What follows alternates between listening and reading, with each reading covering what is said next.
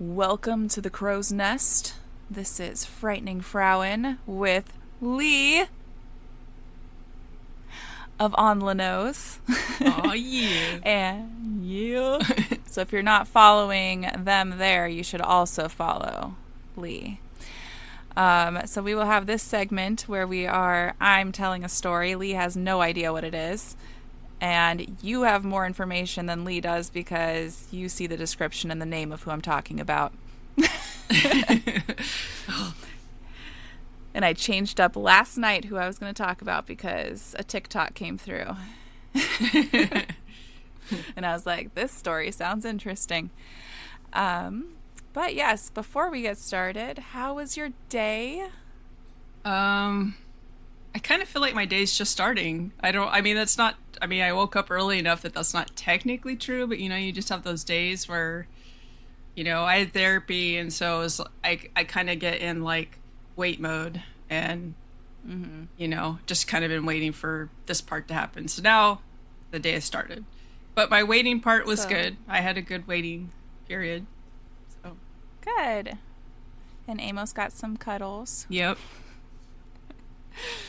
I kind of had the same. I recorded 2 episodes of the other segments while I was waiting. And I'm like, should I be doing this? Because my voice is going to be sore, but I talk all day anyway. So that's not a problem. But yeah, today was a lot of waiting. Yeah. I was very excited for this. Yeah, me too. I even showered. That's how serious I was. I showered ahead of schedule. I did not. I did not. You can't tell. Doesn't show. Smell it. If the camera was closer, I would have totally went in for a sniff,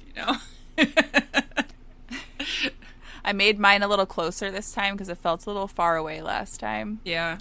So my setup is just as janky, but I have my mic on top of my laptop.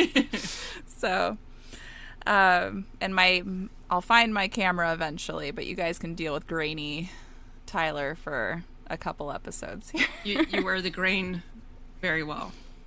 Thank you. So I have a funny news article that you may have already heard of this because it happened on June 20th, or was it June 20th? Let's see here. July 20th. So it's a little more recent.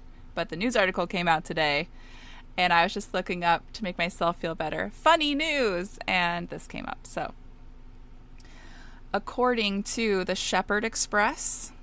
Where's that located? Do you know? The newspaper. I think it might just be online. But this particular news segment is in Columbus, Ohio.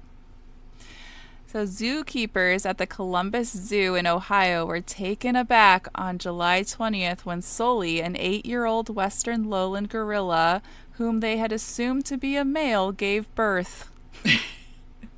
It gets weirder, though. United Press International reported, "It's hard to tell the sex of younger gorillas," the zoo said in a statement. "They don't have prominent external organs."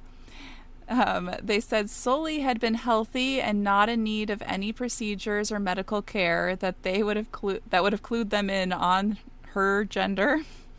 Sully is taking care of the baby. Zookeepers now said that they need to do DNA tests to figure out which of the female gorillas that gorilla was with is the father. Wow. It's funny because I've never thought about the fact that when you look at a gorilla, you don't see any kind of junk or anything. It's never, but now I'm like, oh yeah, that's really interesting. It's really funny too. Apparently they have size-wise are smaller than human size. So yeah. And it hides well. Yeah. But it's got to be tricky if the professionals are struggling. Oh, yeah. And it's funny that he was the male that was supposed to breed with the females there. So it was all females and this one presumed male, and that male got pregnant. So one of those females is a male as well.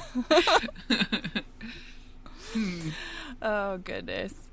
So yeah, that made me laugh, and I had to tell somebody. So I don't know if you know of this person, but the person we're going to talk about, her name is Victoria Woodhull. She was born Victoria, California, Claflin. Hopefully I'm saying that last name right. Do you know anything about this person? No, but my brain is super stuck on Woodhull. Woodhull. Yeah. Hole. Woodhull. I kept spelling it wrong because I was listening to the TikTok and trying, and the way they were saying it was like Woodhill, but it's Woodhull, and so it took me a while to find this person. Oh, Woodhull. Okay. Yeah. Yeah. And it's even more Yeah. like mouthy. Wow. She was born September 23rd, 1838 in Homer, Ohio. So she was the seventh of 10 children, although a couple articles I found said they had 11 kids, but almost all of them said 10, so we'll see. 4 of her siblings did not survive early childhood. Oh, by the way, the county that she was born in was Licking County.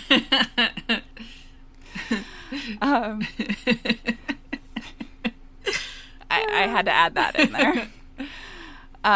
Her mother was Roxanne, Roxy, they called her, Hummel Chafflin. She was a follower of the mystic arts, led by Franz Mesmer. And that kind of comes into play a little bit with her life as she goes on. But yeah, she grew up within the mystic arts. And her mother seemed very genuine. There was nothing really negative to say about her, but we'll get into her father. So her father was Reuben Buckman Claflin. That's a mouthful. Buckman. And he went by Buck. Buck. Yeah, Buckman. Buck. I mean, nothing against any of the nice guys named Buck out there, but like it doesn't really ever come across as a nice guy name. And this was not a nice guy. He is known as a con man. He did not have a law degree or medical degree, yet practiced law and medicine. Oh. And would sell snake oils, literal snake oils, and told people that he was healing their ailments, and they would not get other medical treatment and die. So he was a great human. His gross behavior also went into the family, and he was very abusive. The only reports were towards the children, but I can only imagine it was also towards his wife. And this is, you said 1836 is when she was born, right? So yeah. So like the fact that there were reports. 1838. 1838. So reports being made during that era, it must have been. Yeah. It said that he didn't get charged with anything, but the reports were made, and the neighbors and people that knew them did know what was going on, and later on Victoria herself spoke out about it.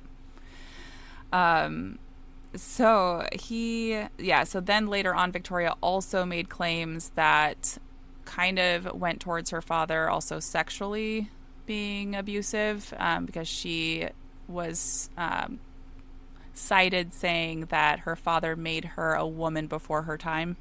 Yeah. Which kind of leads us to Yeah. that, which would not be shocking. And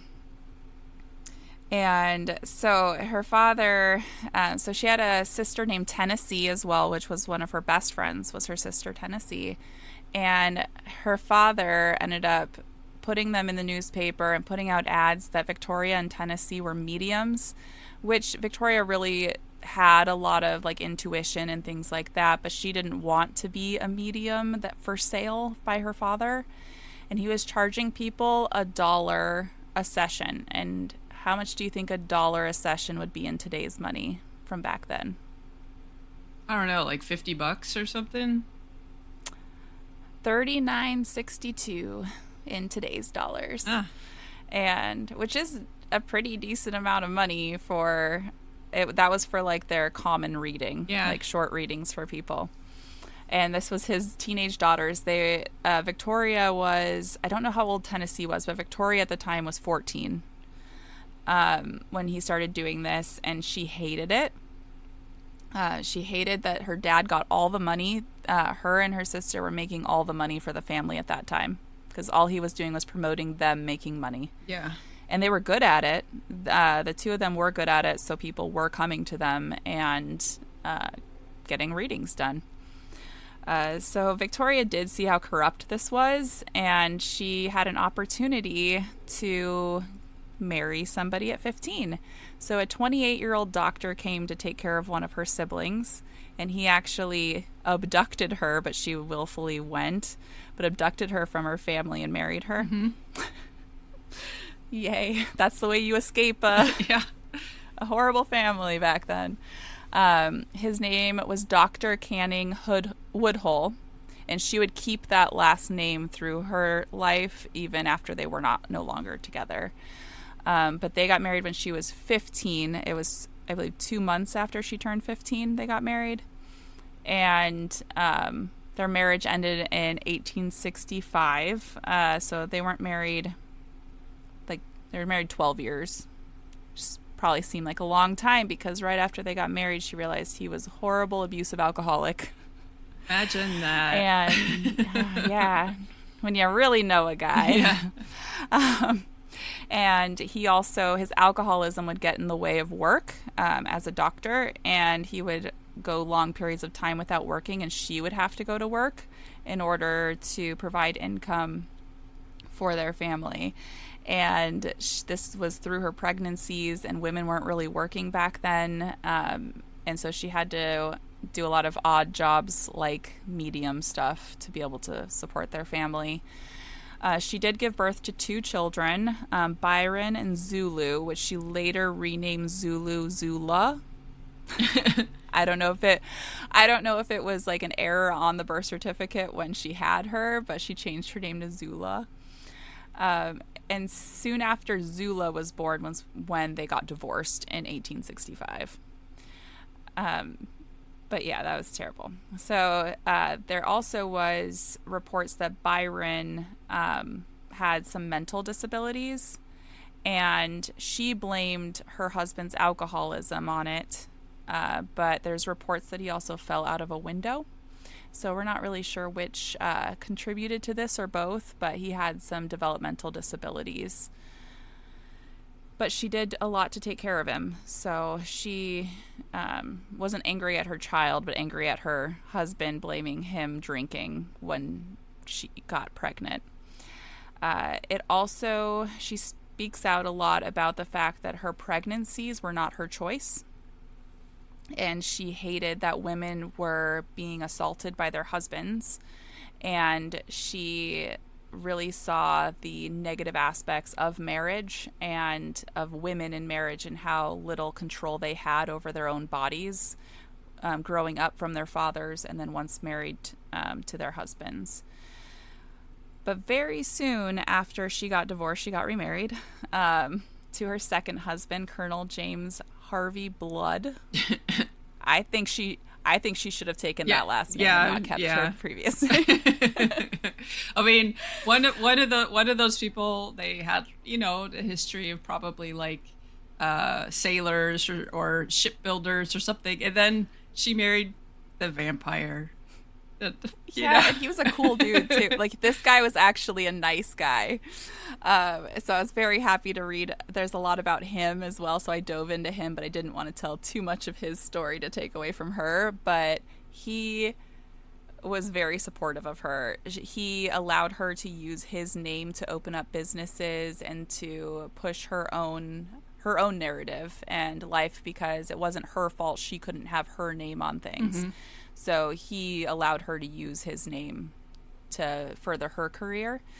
He was actually a Union Army officer, colonel, during the Civil War. He became the city auditor of St. Louis, Missouri, in April 1864. And So after this, she started billing herself as a spiritualistic physician, and she did a lot of magnet therapy for people, Mm-hmm. which is cool because a lot of what she did kind of pioneered what we do now with magnet therapy. And back then it was seen as a hoax and all this stuff, but it actually does have some benefits to physicians. And there's full like institutes that just focus on magnet therapy, and it seems to do a lot of good. And so she didn't know why it was doing good, but Yeah. but it worked to heal some people. So she actually made quite a bit of money as a spiritualistic physician. Um, so in her first session with blood is how they met. So her husband met as one of her clients through her therapy. And in her therapy as a medium with him, she predicted their marriage. And he later came back to another session and proposed to her. So Woodhull also, so they were both actually still married at the time when they met, and he wasn't doing well in his marriage and she wasn't in hers, so they got divorced and then soon after married each other. Yeah. It was actually immediately after both divorces were complete. So the couple then left St. Louis in 1865, moving from through Midwestern cities before reaching New York, where she knew she wanted to be in order to do all the things she wanted in her life. So he moved there for her. She actually, so Woodhull denounced a lot of like male practices, so a lot of the patriarchy and things like that in relationships, and was a very big advocate for divorce. Which is so funny. She said sometimes people just fall out of love and need to get divorced. Sometimes something happens, or you start to love someone else and you shouldn't cheat on them, so you should leave and be able to marry them. She was very against extracurricular activities outside of your marriage, but she was all for leaving that marriage and going to someone else. Yeah. And she, when she ended up in 1876, she filed for divorce with Blood. He even then said that she was the grandest woman in the world, even through their divorce. But he actually helped her set up a, let me see, was it before? So before they got divorced, he helped her set up a campaign as well as a newspaper company. So she was an editor and writer, and so was her sister in a newspaper in New York, which is why they moved there. But they did get divorced in 1876. But that leads us over to 1872. Before they got divorced, Victoria was the first female to run for U.S. president.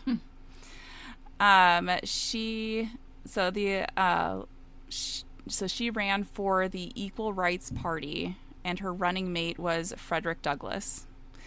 And Frederick Douglass, who was an abolitionist leader, did not know he was her running mate, but she put him on the ballot.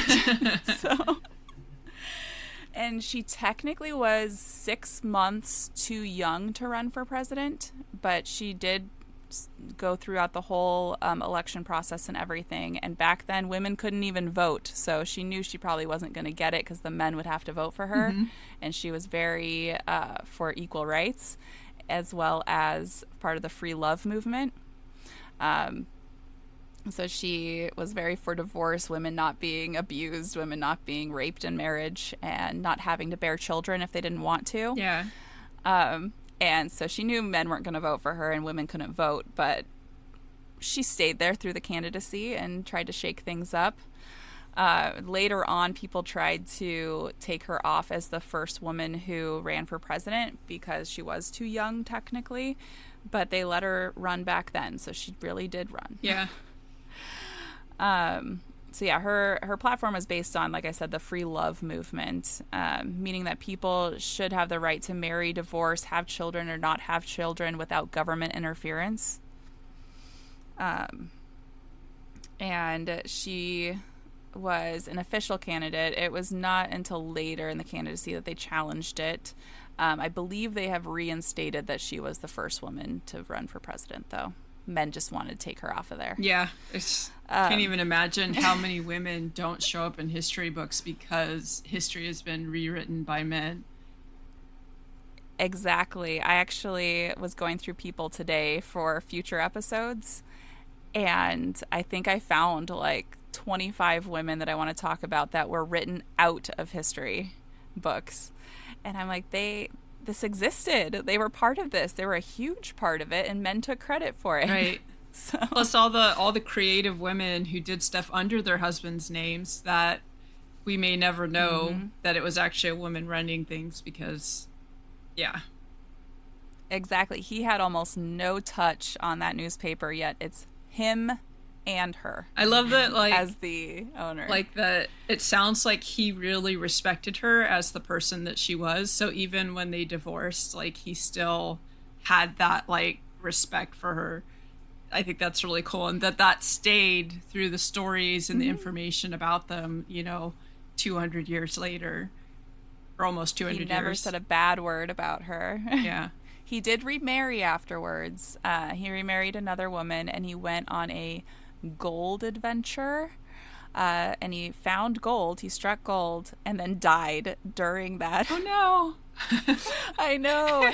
on his 52nd birthday. It's like Poor- it's like winning the poor lottery and then tripping and falling and dying like the next day. Hopefully his wife got the gold. Hopefully. But like men do, 2 days before the election, she was arrested and tried for, and I think found guilty of writing obscenities in the newspaper. Can you guess what that would be? What her article was about? Orgasms. Female orgasms. wish. Like, I don't know. She found out because so Elizabeth Tilton had publicly announced that she had been having an affair with Henry Ward Beecher, who was a prominent minister and high up in politics and very influential. And so she wrote about the affair from Elizabeth Tilton. And she was very against affairs, like I had said, and very against going outside of your marriage, that you should leave that person if you're going to go be with someone else. Mm-hmm. And she wrote about that. And so, of course, the men running against her and the ones supporting those people already were appalled that a woman was even running when they can't even vote. And the ones supporting I already read that. So they hated the fact that she even had a voice and a newspaper and was being read, and people actually liked what she had to say, that they ended up having her arrested 2 days before the election. Sounds about right. Yeah. I wonder if her issue with extramarital stuff had to do with like the idea that like marriage makes it moral, or if it had to do with like honesty, because like having an affair is an integrity thing, I think it probably was a mixture of the two. I think it was that because it's weird because she wasn't a Christian, and so it wasn't those values. It had to be something else. So I think it did have to do with the moral side of it, of not going outside of that person and hurting that person. Yeah. That it's better to leave if you're going to do that. Like polyamory really wasn't a thing in the U.S., so it wasn't like you were having known relationships with more than one person, and who knows what she would have thought about that. But with the way things were, I have a feeling that her first husband probably was doing that, and then she also saw what her dad did to her mom. Yeah. And I have a feeling that he also was doing that. I mean, it with other people, not even her. But yeah, she also was known that she didn't hate men. She was very attracted to them. And she knew that there were good men, but she also knew the laws did not protect good women. Mm-hmm. It didn't protect women at all. In relationships, they were property. And she hated that. And the thing she hated the most was sexual abuse in relationships. Yeah. And women being forced to carry children and not have careers was another one. And I have a feeling her 2 children were of that. Probably. Because it didn't seem like she actually wanted to have children. But when she had them, she took care of them.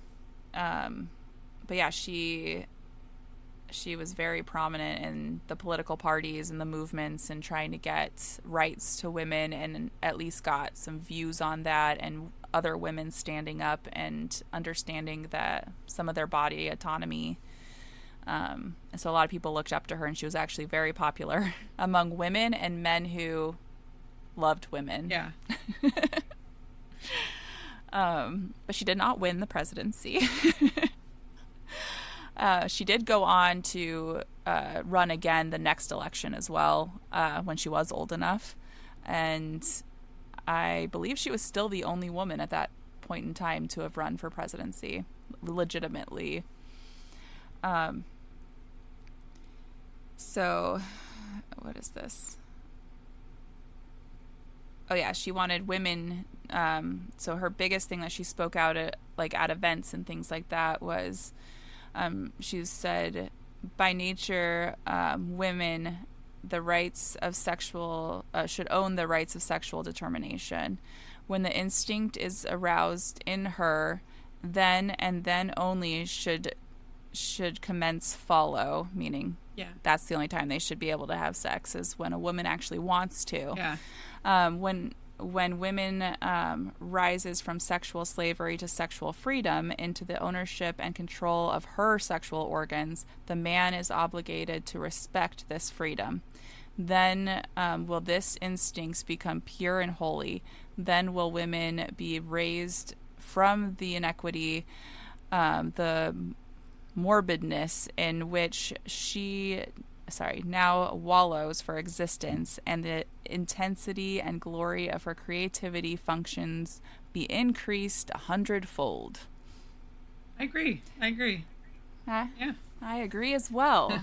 It's just better when people want it and get to have fun and explore it and have it be like natural.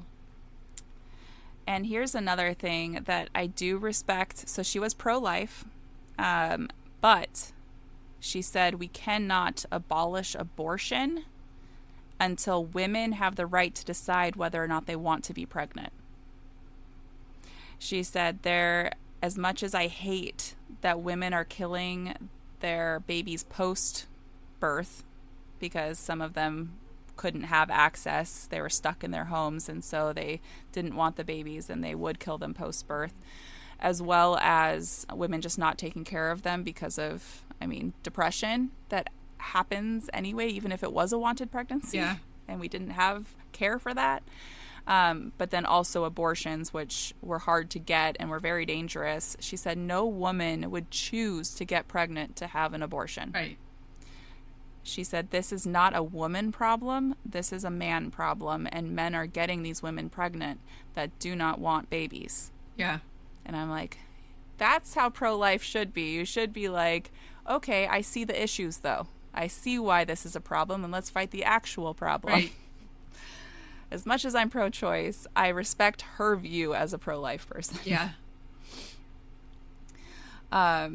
So later on in life, so she had her newspaper, which she started running with her sister once she got divorced, as well as during their marriage. Let's face it, he had nothing to do with it.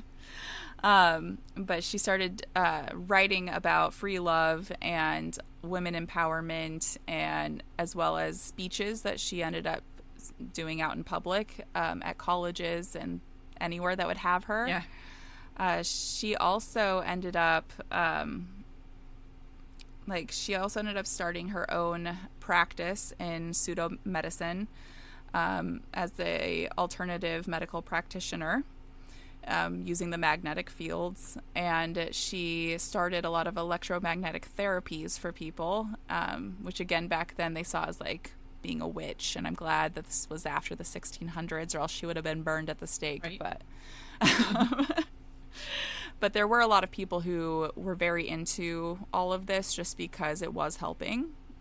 Whether or not it was a placebo effect, they saw that Eastern medicine was helping with a lot of things. And now we know some of it was science. Yeah. One thought, the free love. Yeah. Free love 100 years, almost exactly 100 years later, meant something way more expansive. Yeah. Like if she could have seen into the future and known that those words would have been used for that, mm-hmm. she probably would have just been like, oh no. Exactly. She'd be like, oh my gosh, now everyone's sleeping with everybody. Yeah. But also with all the birth control and all that, I mean, that sort of symbolizes the freedom that women started to have, which is exactly what she wanted, you know?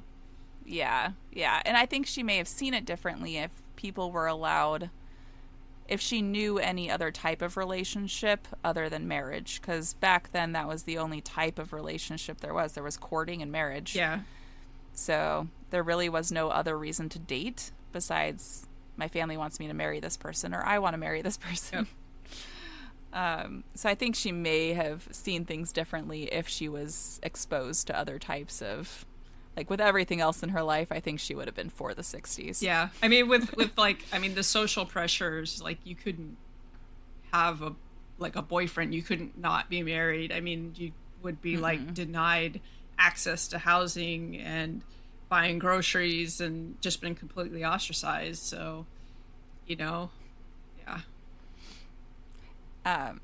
Yeah, exactly. And she definitely spearheaded a lot of things, but we don't know what we don't know. And so that not even having access to that knowledge of that type of relationship existing. Yeah. Just like us who grew up in purity culture, There's marriage and there's sinners. So yeah, the actual spiritualist movement started in 1870, and she actually was a huge part of that. And so I went, Sister Witch. And she wrote a bunch of articles that many men tried to get taken out. They tried to make it so she couldn't even write in her own newspaper because they didn't like what she was writing about spiritualism and women empowerment and the women's suffrage movement. So she was huge in the women's suffrage movement. Yeah. And she used her income from the newspaper to help towards women's liberation movement. So, and her husband, we already talked about that. He helped her, He just supported her. He didn't speak for her. And I honestly, after reading so many articles about the two of them, I think it was more of a marriage of him just trying to help her. I don't think it was a romantic marriage. I think it was a friendship. Yeah. And then once she didn't need that anymore and she had enough of her own, then he went off to actually have a relationship where he was in love. So I think some of their sessions there were talking about some business arrangements and both of them making money. Yeah. So, but the thing is, she was not only spiritually savvy, she was also very financially savvy. And she managed the finances in their relationship as well as her friends. And she ended up being the first woman to operate a brokerage firm, making her a lot of money. Her and her sister managed this brokerage firm on Wall Street. Wow. Yeah. So she was like doing the newspaper thing and then also doing like... That's really cool. She was doing both. And her clients... So her agents, so let's see. So the newspaper in the U.S., and it was called, so her newspaper was called Woodhull and Chafflin's Weekly.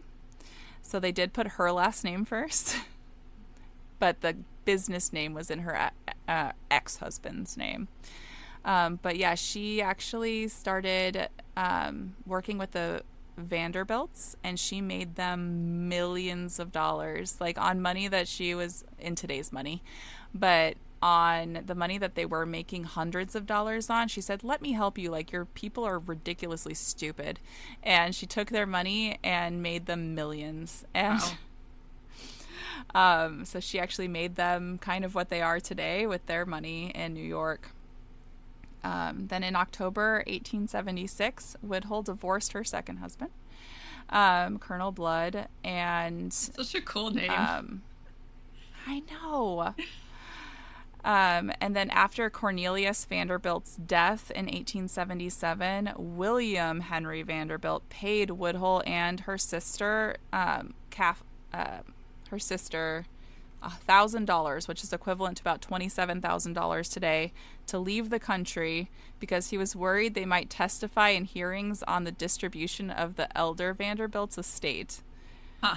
It's because they knew all the ins and outs of their money, and so they didn't want them to be forced to testify. So he moved them to Great Britain in August of 1877 so that they wouldn't be able to testify in court about the money and where it's being moved to. And I think it was so that he could get the money. Yeah. But they already had a ton of money, so she actually started lecturing in England because they were a little more progressive about women there, shockingly. She wasn't allowed to be a professor, but she could be a lecturer at the college, and so she started lecturing about women's rights, about humanitarianism, and about a lot of different movements that she was already a part of, as well as spirituality and healing and things like that in the colleges. And with the help of her daughter Zula, which there was no mention of her children up until this time. So I don't know what they were doing this whole time until this. But so with the help of her daughter Zula, she actually started a publishing company in England, and she wrote, her and her daughter both wrote a lot of books, and they started a kindergarten curriculum for children in England. Because not all children were starting real school at that time, so they started an actual kindergarten curriculum. And at the end of that, she ended up dying on my sister's birthday in 1927, natural causes. And it was weird because it says she died at Norton Park in Bredon's Norton. And I don't know if that's the name of a hospital or if she died in a park, but I could not find the answer to that. She had a long life. She did, yeah. And she did so much with her life, and no one freaking talks about her. Yeah, and like her daughter had to have been doing stuff, because when she shows up in the story or in the timeline again, she's capable of helping to write like books and do all this stuff. So, Yeah. She ended up writing books, and she did lectures herself too. So she had to have been doing stuff with her mom and her aunt, but it was very hard. I couldn't find anything about Zula between those timelines. But her son, the one with the special needs, she did take care of him his whole life. She didn't institutionalize him. But she was a very big advocate of eugenics, but not the type that we think of. She was very much for women having the right to marry, and men having the right to marry who they want, so that their genetic nature would actually produce children. That she thought that children were born with disabilities if they were forced to have children with people with addictions or people who also had genetic abnormalities in their families and things like that. Her eugenics had nothing to do with race or anything like that. It was about choosing your partner and deciding whether or not you want to combine your genetic material together. Yeah. But yeah, that was a big movement back then too. And the word often is used for both people with mental disabilities, but also white supremacy. So Yeah, they're kind of different mindsets, you know? Because yeah. I don't disagree with the idea of like being like picky and decisive about who you breed with, you know? Mm-hmm. And it's not about like people not deserving life or whatever. It's about giving your children the best chance, you know? And Yeah. obviously there's a slippery slope there, which is why it's people generally prefer not to even like go there because of that slippery slope. But you know, like if I was at a breeding age, I would want to get like genetic testing to make sure that both my partner Mm-hmm. and I were not combining to basically guarantee some horrific like, you know, disease for our Yeah. child. And if there's a way like a treatment or you know, because that's where we're going in the future is that we're going to be able to like basically treat these issues so that that's not an Yeah. issue. And yeah. Exactly. And she also was not for putting your child in an institution just because they had issues. She was pro life and was pro like giving the best opportunity to your children. And her son did stay with her through his life as well. But she was so it wasn't like she thought that those people shouldn't exist. It was that she wanted to give people that do exist the best chances and opportunities, Yeah. so they didn't live out their lives having issues. And I think like at that time Um, there weren't really any programs to like help families who you know basically were taking mm-mm. care of. That's why the institutions were so popular. Yep, they couldn't afford it, and there were doctors that like it was hard to get into a doctor or have a doctor come to you that knew how to take care of anything. It was mainly like general doctors that just knew how to deliver babies and tell you if you had the flu and bleed you. Yeah. But it wasn't doctors that specialized in things. Not that they were great at it, the ones that did, Yeah. but back then. Um, but yeah, she had a lot of awards and different memorials and things like that, and I'll list those in the description because it's very fascinating. And if there's one near you guys, if you're listening, you should go check them out and look more into her. Because, like I said, I found out about her, I think it was 2 days ago, and decided to change up who I was talking about today because she was so fascinating. And I did not realize that early on, women had gone for the presidency because they couldn't even vote. Yeah. Like, It's I didn't know pretty they could ballsy, you legally. know, just be like, well, I can't vote, but I'm going to run. And campaigning back then, what was that like? Yeah. Because there was no real like widespread media. Even newspapers were like localized to different areas. So how do you even You have to travel around and get the talk to word? people and yeah. I wonder like what that was like too as a woman like what you know cuz I could almost imagine that she would be talking to people who might be curious and listening but then there's going to be these other Mm-hmm. people that are like woman talking bad rawr, you know, like We're not even going to go to that yeah, or speech. they're going to You can't protest it either, and yell woman. and throw stuff and you know. Yeah, apparently she was really good at talking because she made a lot of money doing it. Yeah. But she was already wealthy before she started the newspaper.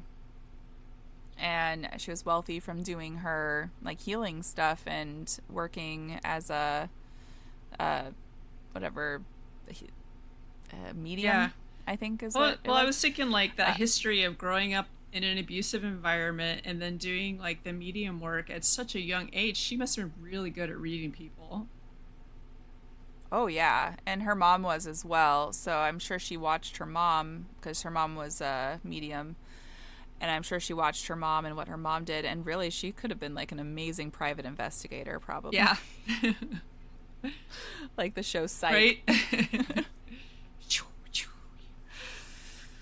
Exactly.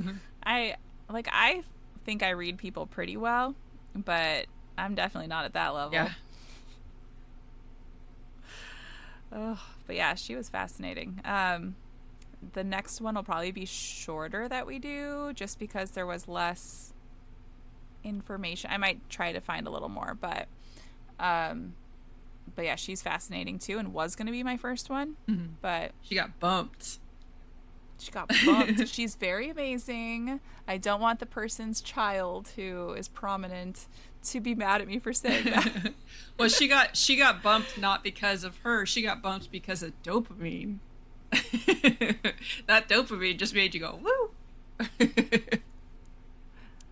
Exactly. And I'm like, first woman president candidate. Now I want to look at all the other women president candidates. But there's been like a bunch. Just because. But anyone lists. Oh, I was just gonna say, just because one does it and it sparks the idea for others. Exactly.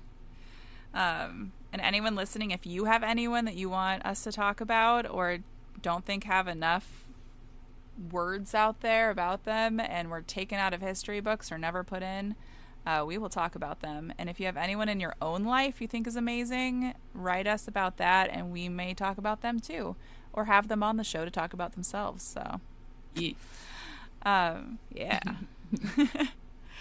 And I'm sorry for this awkwardness of me doing this for the first time and reading and telling stories on camera.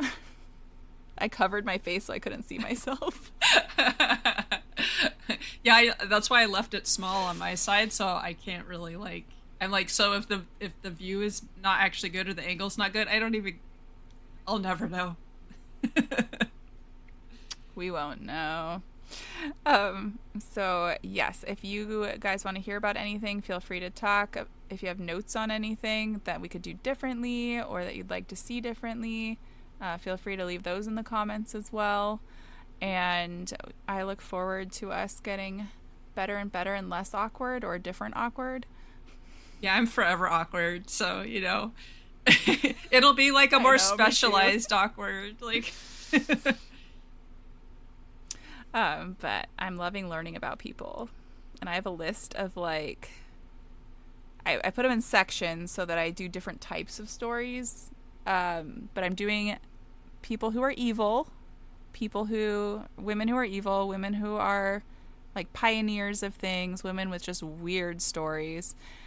And so I want a combination of different types of stories about women who are just frightening for different reasons. So if anyone thinks of anyone that they want me to talk about, feel free to put it down there, and let's shock Lee. And the more questions and weird remarks from that one, the better. Yeah, I'm here for it because I find the topic interesting. Plus, your enthusiasm makes it even better.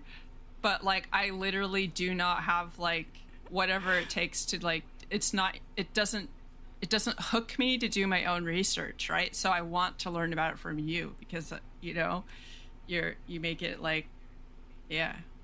I can't wait to hear more. To hear more. Plus, I'm very curious. 2 more written up. Oh, you do? Yes.